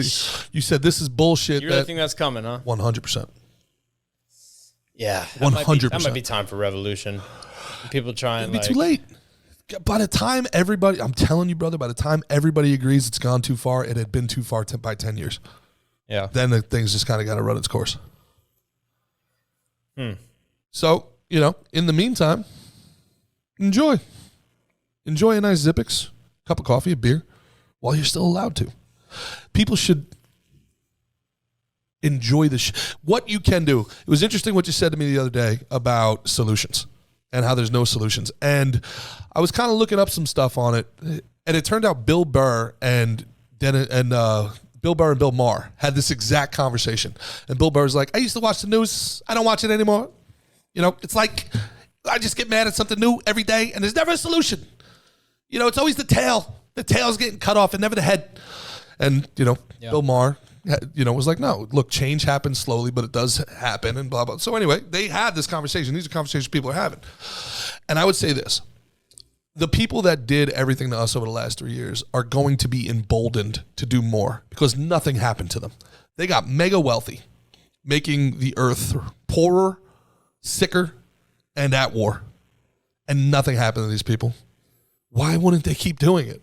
Right. It's going to happen again. They got no repercussions. It's going. I would bet everything that I own, it's going to happen again within a decade. But what you can do, solution-oriented, there we go, is the next time it happens, refuse to comply. They don't deserve your trust. Why would you ever trust what these people say to you ever again? Don't allow yourself to be a low-hanging fruit. Low-hanging fruit gets plucked. Grow thorns. Learn to be nasty a little bit. Learn to disagreeable. Be disagreeable. Yeah. When Be those skeptical. when those Karens you know come, what I mean, don't just take everything for what it's told that it is, for what you're told that it is. Absolutely, and I would take be discerning. I would take it a step further than that. Be adversarial to that information. Don't just be discerning, be adversarial. They need at this point to prove to you why you should listen. They can't say do this. You have to say why. And if they say because I said so, fuck you, get away from me. No, it's not even like I disagree. Right? It's not even like I disagree with you. Hands up. Hey, whatever, man. No, hey, you get the fuck away from me, you dangerous rule-following fucking house pet. You are a threat to my fucking well-being. Yeah. And I'm telling you right now. Stop pointing at me. And I'm telling you right now. Stop pointing at me. If you fucking call the cops on me. There you go. I'll fucking. Not get that finger away I will fuck from you me. up. I'm telling you right. They need to know that fucking with you is a far greater threat to their immediate well-being than any virus or any government fucking agency. Right. You have to become so fucking. They want to avoid you like crazy. They want to feel powerful. Go to somebody else. Yeah. It ain't gonna be me, dog. That's the takeaway from all this. If anybody's listening to this right now, that's your takeaway. And Gerard's debt strike. Oh, I love that. But that's a whole different thing. Yeah. We got anything from the chat, Omri? They're mostly wondering if dating women with short hair is gay or not. Your take? No. I don't think so. But bro, I love our audience so much. I love. Where's Runaway Slav? What's up, dude?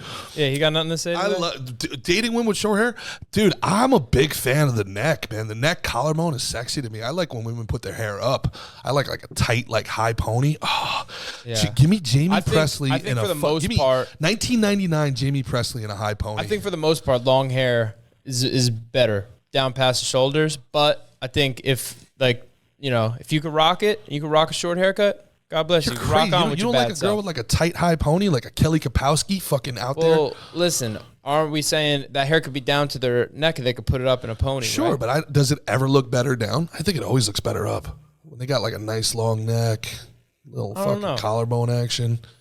Yeah, I like it. I like me a neck and all, but Yeah, I don't like the typical Karen cut where like the bangs are up front and they got like that kind of like skunk back there, you know what I mean?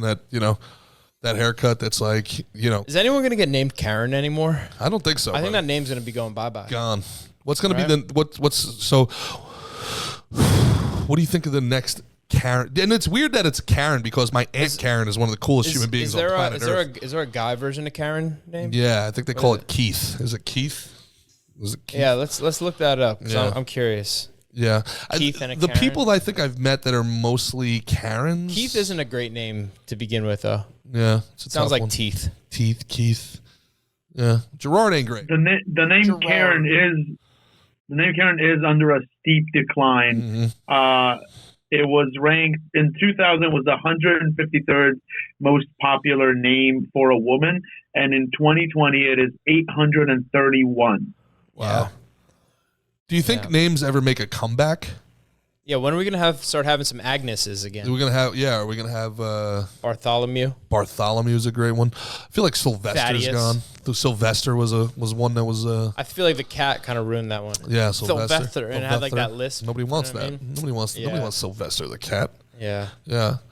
The coolest name is Sebastian, like the god of war and sport. Yeah, but I think like of Under the Sea. Yeah, it's done. It's over. Sebastian. I mean, that guy was. Sebastian was the god of war? It was a war and sport, I believe. A what? War and sport. He was like the god of sports. No shit. Yeah, if I remember correctly. And what? Greek? Roman? I want to say Greek. I didn't know that. Sebastian. Although it kind of sounds Roman, doesn't it? Latin? I don't fucking know. All right. Well, Yeah. I rely on you to know these things, but whatever. That is on me. That is on me. Let this one pass. Yeah. So He is is the Keith? patron saint of archers and athletes. Yeah. Of those who desired a The saint. Patron? You fucking alcoholic. It's the patron saint. It's the patron He's saint. Espanol, my friend. Yeah, it's the patron saint. Archers y And tequila. y fuck. What is he? Is it Latin or does it say Latin or Greek origin? Patron. Even though a lot of them are the same, just different names, right? Like Zeus is what? Zeus is Juno. Got a DM from Allie saying this is your best episode yet. There's no way that's true. Cap. But thanks. Roman Empire, Latin. What? I so like that. so and then what? How does it go? Is it Jupiter? Right? Jupiter is Zeus. Yep. And this is Greek and Roman. It's basically the same guy. Yep. Same guy. And then Juno is Hera. Mm-hmm. What else we got?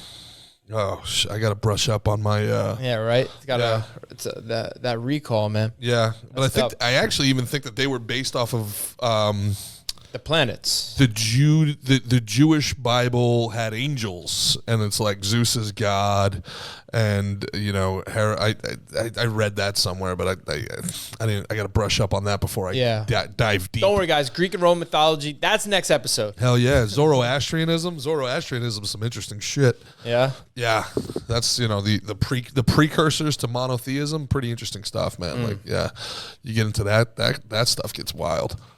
Yeah. I don't know though. I love it down here in Miami. We got Ultra coming up. We got like so many cool things down here. Do you think the average woman in South Florida is more attractive than the average woman anywhere else in America? I don't know, man. I don't know. Where are the places that you've spent most of your time? Jersey. Let's consider that the tri-state area. Jersey, Pennsylvania, New York. Lived in LA. Down here. I don't know. It's beautiful weather. It's nice weather. You can't be mad at the weather. It's nice. You gotta stay. You gotta stay on your game. Keeps you on the edge. Get to go in the ocean. You gotta be. You go in the ocean. You can't hide under some hoodies, and there's no hoodie season here. There's no shave November down here. You gotta stay on it. On the P's and Q's. A lot of Latinas, a lot of Italians. I think my favorite is that Mediterranean look, that like the olive skin. Oh, I love it. Yes. Like dark hair, but like light eyes, and like, yeah. I could settle for a Gal Gadot, I suppose, if I had to. That's really nice of you. I think if I had to, give me your top 5 dead or alive. We got to have Gal. Is Gal Gadot in there? I don't. Or really you know an her anti-Semite? Is that the only options? That's it. What? I just think you're a little Kafka trap. Atta baby. That's how you defeat a Kafka trap. Play your Kafka trap. Oh, those are the 2 options. Those are my 2 options. That was my 2 options. Okay. I don't know, bro. Actually, let me explain I'm that not to a people. simp like that. Let me explain that to people. What Mickey just did is something we talk about all the time. And so what... This is Gerard talks about all the time. This is something... Gerard's, other than Schadenfreude, I think his favorite word is Kafka trap. Kafka trap, which is clearly 2 words. But it's one thing. When people set you up in a debate situation, and this is what a lot of pseudo-intellectuals like to do, and like, people that are politically adept like to do this, where they present you with a false option. And then the second you answer it honestly, you lose because you've accepted that reality. Whereas, let's say, take something simple, Ben, like taxes, right? So someone will come up to me, they'll say, I don't mind paying extra taxes if it means, I don't mind paying my fair share of taxes if it means that, there'll be books and food for underprivileged kids. So if you don't like paying taxes, you want poor people to go starving. Oh, yeah? So as soon as you acknowledge that those are your 2 options, either I pay more in taxes or I hate poor kids, you lose. As soon as you acknowledge, because you can't win in that reality. So you have to go to ridicule. You have to ridicule. You have to ridicule immediately. Immediately go to ridicule. No, I'm being serious. Immediately ridicule the person. Oh, really? Those are my 2 options. Pay more in taxes, or the poor people don't eat. That's it. No tax dollars go to anything else, right? Like, no tax dollars have ever been used for a bomb halfway across the world, right? Fucking moron. Get out of here. Yeah. That's how you handle those people. You have to ridicule them immediately. Arm yourselves, folks. You have to. You ridicule them immediately. And this, hey, listen, if you're listening to this in Brooklyn, I am giving you the fucking best piece of advice. If you are in Brooklyn or LA, I am arming you to the teeth right now, because these vapid idiots have learned this trap to sound smart and sanctimonious and holier than thou and of a high morality. I don't care about taxes because I like poor people. Oh, yeah? Oh, yeah? Is that right? Because that's all taxes do, right? Taxes don't go to anything else, do they? You fucking idiot. That's how you handle that situation. And then immediately they will know to never fucking do that to you ever again because you'll embarrass the shit out of them. And ridicule is your best tool in that regard. So you're welcome. Shame could be a good teacher. Hey, fuck around and find out. Exactly. You thought you were doing something here. Oh, you thought you got me. Fuck off. Yeah. Idiot. Not you, though. Them. No, I know. It's a weird dynamic having to look up at them the whole time. When is your back going to be better, bud? I don't know, bro. It's already better. There's going to be a I might UFC have to start card standing this up. summer. Yeah, you think you could hang? I don't know. That's dangerously close to cardio, bro. Yeah. That's dangerously. I would start sweating. It would be embarrassing to me to have everybody noticeably see me sweating when all I'm doing is standing and breathing. That'd be a rough 90. That's a rough 90 right there. I know you're hot to trot for that UFC card, man. Yeah. Yeah, that'll be tight. Okay. I'll be back training full bore before that. Have enough time. Get in there, make a nice little return to Jersey. Well, I mean, there's a pickleball tournament this weekend, bud. Yeah, I'm going to leave that one to you, pal. When is it? March 4th. What is that, Saturday? I think so. I should probably enlist. That's up in Daytona? You're doing it? Yeah. All right. Yeah. Gonna do it. Absolutely. Wow. But until then, what else you got, man? Man, I don't know. Let's see what else we got from the chat. I think we should wrap it up soon. Let's wrap it up. So we're getting to that point. What we got, Omri? Give me something good from the chat because we're limping to the barn here, Omri. Is Omri die? Omri's gone. All right. Omri left. I'm here. I'm just people are posting pictures of them of their kids on the chat, and I'm just scared of what's gonna happen. Oh my god! Please don't do that. Yeah, I'm terribly scared. If you post pictures of children in the chat, I'm telling you right now, we're sending you to Ryan Montgomery, and he is one of the most terrifying human beings I've ever met in my life. So good luck. Good luck. Yeah. And if you don't know what I'm talking about, go back and watch Friday's episode. Yeah. Or follow me at Gerard DGAF on Instagram. Shoot me a DM, and I'll be happy to introduce you to. You know, if you don't want to do me, do Mickey. MICKEYGALL. Yeah. So other than the children, we seem to have a consensus that the hottest women are in San Diego rather than Miami. That's tough. That's a good call. That's a good call. That's a Latina off right there. That's solid. San Diego. I'm not going to argue. I think it's a Latino off. Yeah, I think and this seems counterintuitive because California and Florida, but the women in San Diego are cooler than the women in Miami. Less cloud oriented, but just as hot. Surfer babes. You know what? I sign off on it. Giving it to the chat? I sign off on it. I sign off, chat. They're definitely not worse. That's for sure. I tell you. Good stuff, chat. Thanks for that, chat. Good stuff, chat. Good job, chat. Yeah. Gerard approves. Gerard. And we also have one question from Keys. Who do you think the hottest fat chick is? What do we consider fat? Currently, the discussion right now is, does Kim Kardashian count as fat? So... What? Yo, I love our chat so much. Gosh. I love the chat so much. These people are fantastic. I want to say yes, just so that the 1% chance she hears this, she loses her mind. and I want to help her plastic surgeon, get through these down times. It's tough with inflation. So that dude's raking it in. It's raking it in. I hate how these women all look the same. I hate that they're definitely going to the same surgeon, and they all they look like Megan Fox is one of my favorite of all time. She's starting to look like a Kardashian. Carbon copies. Yeah, what's going on here? Yeah, the big old lips. Is this like a thing? Is this like adding shit onto a car? You go in and it's like, hey, let me get the 24 rims with the fucking spoiler, and they just have these things there, and it's like, this is your cheek, this is your nose. Yeah. Is that how that works? I don't know how this works. When did it become more attractive, though, is what I'm thinking. Fake butts, fake boobs, fake lips. It just doesn't... Everything. It's like they're a Build-A-Bear. Exactly. Yeah. Fake. I'll tell you all this. Natural. All natural is the best. It's the best. All natural is the best. And I'll tell you what else.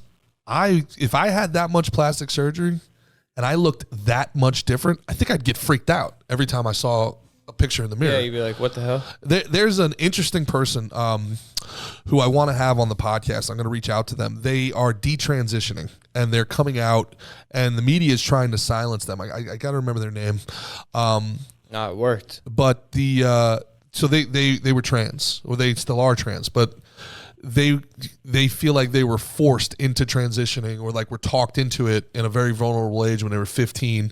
Now they're like 23, 24. They took hormones, they got the surgery, and they have a massive amount of regrets.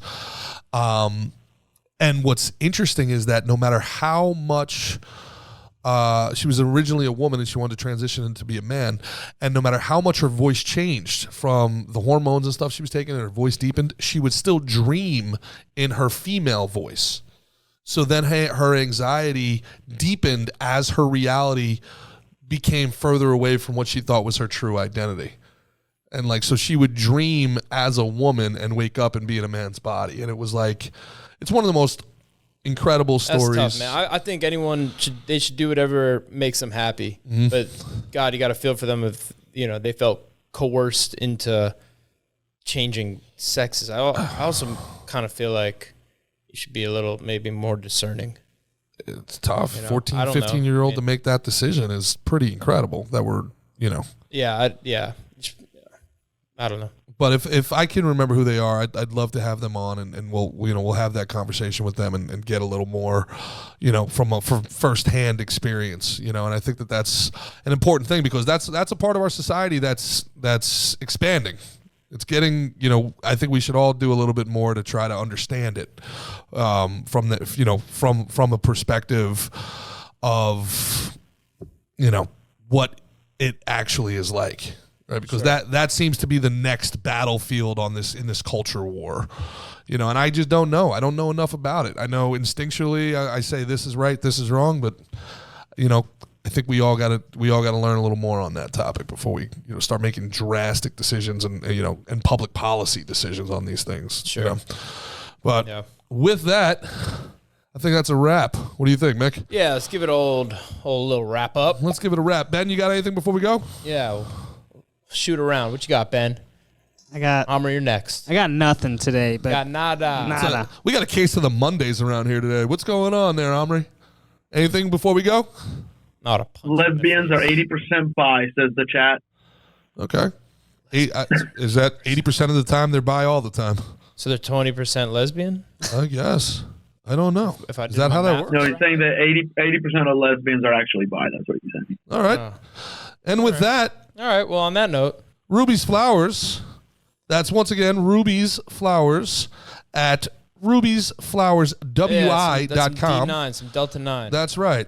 Go head over there and get yourself some high THCA hemp for only $35 or 100 milligrams of Delta 9 gummies for only $20. That's I'm hoping Ruby's that's Flowers, not each chewable is. I'm hoping like the whole jar is 100 milligrams and like there's like 10 10s in there. Otherwise, be careful, folks. Be careful, folks. You're going to see the devil. Yeah. For hours and hours. I think that's the worst part about edibles for me. It just doesn't end. Yeah, bro. It just doesn't end. Yeah. I remember I got up early one day. I went for a run.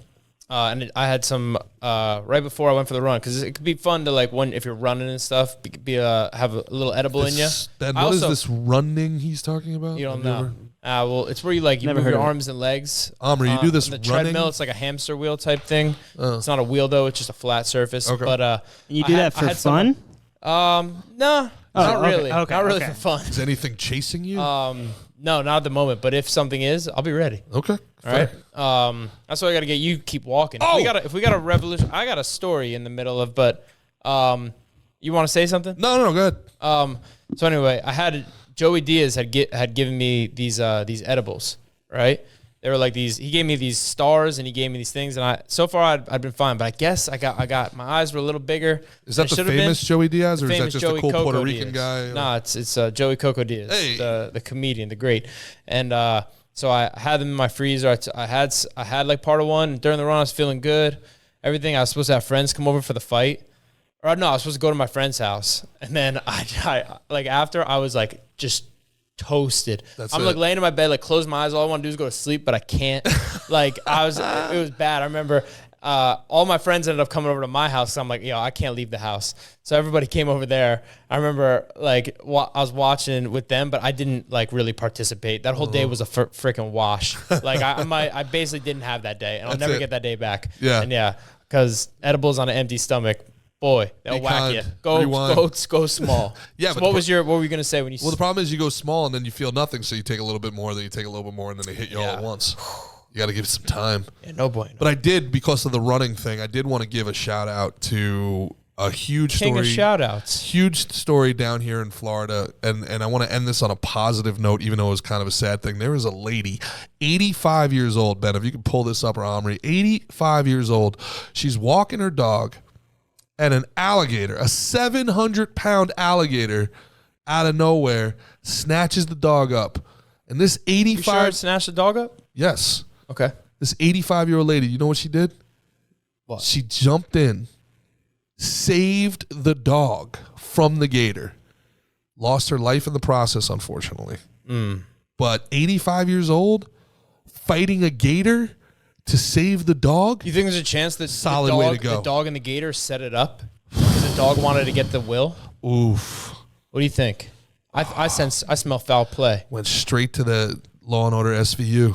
I don't know. Law and Order Florida, man. Right there. know. 85 went after the gator, saved the dog. Yeah. That's got to be first. I don't care. First class ticket to heaven. Don't care. Yeah. Don't care. No, I dig it. Don't care. If it was going for her dog, and she went and saved it. Saved the pooch. Yeah. 85 years old, fought off a gator, saved the pooch. Yeah. Unfortunately, I mean, you want to talk about going out on your sword? That bitch is in Valhalla right now. Yeah. She's in Valhalla. Shield. Absolutely. Yeah. Going out on a shield, forgive me. She's 85? You know what happens in Valhalla? What? Do you? No. It's every day you go to war, and then every night you feast. So every day you get to go to war, have like the glory of battle, all that shit, and then you just feast every night and party and drink. Get up the next day, do it all again. So it's basically Killcliff. Living on the yeah. You get to get up and go to war, and you get to have a nice feast at the end, be drinking and cheersing and whining and dining, and that's Valhalla. Sick. That's a warrior's paradise. Man. Yeah, right? That's what I'm talking about. Yeah. That's the good stuff right there. Yeah. Go to war, go to battle. Yep. Yo, go feast it up. She was dragged into the water by the alligator. Yeah. Well, but she saved the dog. She saved the fucking dog. It's a glorious crazy. When someone saw her save the dog? Are you trying to poke holes in the story right now, buddy? I just want some information. Did someone... So what... First of all, if someone witnessed this and saw her save the dog... Because she couldn't tell the story... Let me finish. Are you calling me fake news? Let me finish. Hear what I'm saying. Let's say someone was watching that.